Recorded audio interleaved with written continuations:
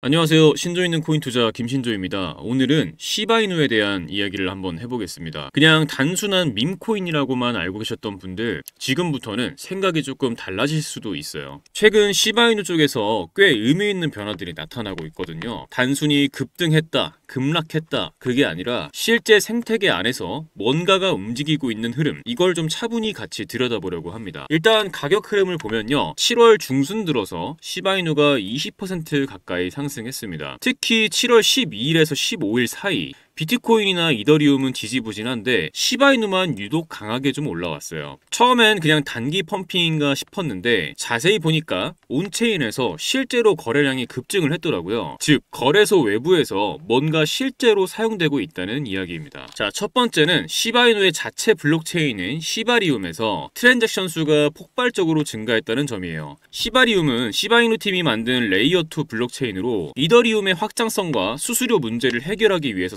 됐죠. 근데 이게 단순히 만든 걸로 끝나는 게 아니라 실제로 사용이 늘어나고 있다는 게 중요한 포인트입니다. 실제로 최근 7월 기준으로 보면 하루 평균 트랜잭션 수가 400만 건을 넘기고 있고 시바리움 전체 네트워크 트랜잭션은 이미 13억 건을 돌파한 상태예요. 그 말은 사람들이 그냥 기대감만 갖고 있는 게 아니라 직접 쓰고 있다. 즉 프로젝트들이 올라오고 NFT가 발행되고 실제 결제나 이동이 활발히 이루어지고 있다는 의미입니다. 사실 대부분의 밈코인들은 이런 실사용 사례가 거의 없거든요. 근데 시바이누는 다릅니다. 이 자체 체인을 바탕으로 점점 플랫폼화되고 있다는 점에서 차별성이 생기고 있는 거예요. 그리고 두 번째, 바로 시바이누 토큰이 실제로 꾸준히 소각되고 있다는 점도 빼놓을 수 없어요. 사실 많은 프로젝트들이 우리는 토큰을 소각할 예정이에요 라고 말은 하지만 실제로 소각이 얼마나 꾸준하게 그리고 의미 있는 규모로 이루어지느냐는 전혀 다른 문제거든요. 그런데 시바이누는 최근 일주일간 무려 13억 개가 넘는 시바이누 토큰이 영구적으로 소각됐습니다. 이건 그냥 우연이나 일회성 이벤트가 아니라 생태계 내에서 실제로 소각 메커니즘이 작동하고 있다는 의미죠. 쉽게 말해 트랜잭션이 발생할 때마다 일부 토큰이 자동으로 사라지거나 DApp 사용 과정에서 일정량이 소각되도록 설계되어 있다는 겁니다. 그럼 이게 왜 중요하냐? 토큰 소각은 곧 공급 감소를 의미합니다. 공급이 줄어들면 수요가 같거나 늘어날 경우 가격에는 자연스럽게 상승 압력이 생기게 되죠. 이건 경제의 아주 기본적인 원리거든요. 특히 시바이누처럼 유통량이 워낙 많은 코인은 소각이 실제로 이루어지고 있느냐가 그 프로젝트의 장기적 신뢰성과 지속 가능성을 가늠하는 핵심 지표 중 하나가 될 수 있어요. 즉 지금 시바이누는 단순한 투기성 펌핑이 아니라 생태계 내부에서 지속 가능한 상승 구조를 만들고 있다고도 볼 수 있는 겁니다. 그리고 마지막으로는 기술적으로도 지금 시바이누는 꽤 중요한 자리에 와 있습니다. 주목할 만한 점은 최근 시세가 200일 이평선 근처까지 다시 올라왔다는 점이에요. 과거에 이 선 아래에 머물고 있던 기간이 꽤 길었기 때문에 이 구간을 다시 돌파 시도 중이라는 건 중장기 하락장에서 벗어나 새로운 상승 흐름으로 전환될 수 있는 신호로 해석됩니다. 그리고 또 하나 주목할 건 작년 말부터 이어져 오던 긴 하락 추세선, 그 선이 지금 막 돌파되기 시작했다는 점이에요. 이런 기술적인 흐름이 동시에 나온다는 건 시바이누가 한동안 크게 눌려 있었던 가격 흐름에서 바닥을 다지고 새로운 추세 전환의 초입에 들어섰다는 걸 의미할 수 있습니다. 특히 이 구간은 기술적으로 보면 상승 1파가 끝나고 2파 눌림을 거쳐서 3파로 이어지기 직전, 바로 그 지점에 해당할 가능성이 높아요. 즉 단순히 단기 반등이 아니라 중장기적인 방향성이 바뀌는 분기점에 있을 수 있다는 거죠. 그럼 지금 이 자리에서 시바이누를 어떻게 매매하면 좋을지 단기랑 중기 전략 나눠서 간단하게 정리해 드릴게요. 먼저 단기적으로 보면요, 현재 업비트 기준으로는 시바이누는 0.0177원 근처에서 움직이고 있습니다. 이 가격대는 200일 이동평균선 근처이기도 하고 최근 들어 상승 흐름이 처음 멈췄던 눌림 구간이기도 해요. 그래서 지금처럼 0.0175원에서 0.18원 사이 구간에서는 분할 매수로 천천히 접근하는 전략이 괜찮아 보입니다. 이후에 시세가 다시 올라가서 0.019원에서 0.02원 사이 이 구간을 뚫어주게 되면 0.021원, 0.022원대까지 단기 목표 구간이 자연스럽게 열리게 됩니다. 다만 만약 시세가 0.017원 아래로 깨지는 흐름이 나온다. 그럴 땐 일단 단기 비중은 줄이거나 중장기 관점에서 추가 매수 시점으로 전환하는 게 좋겠죠. 그럼 중기적으로는 어떻게 봐야 할까요? 지금 시바이누는 단순한 펌핑 코인이 아니라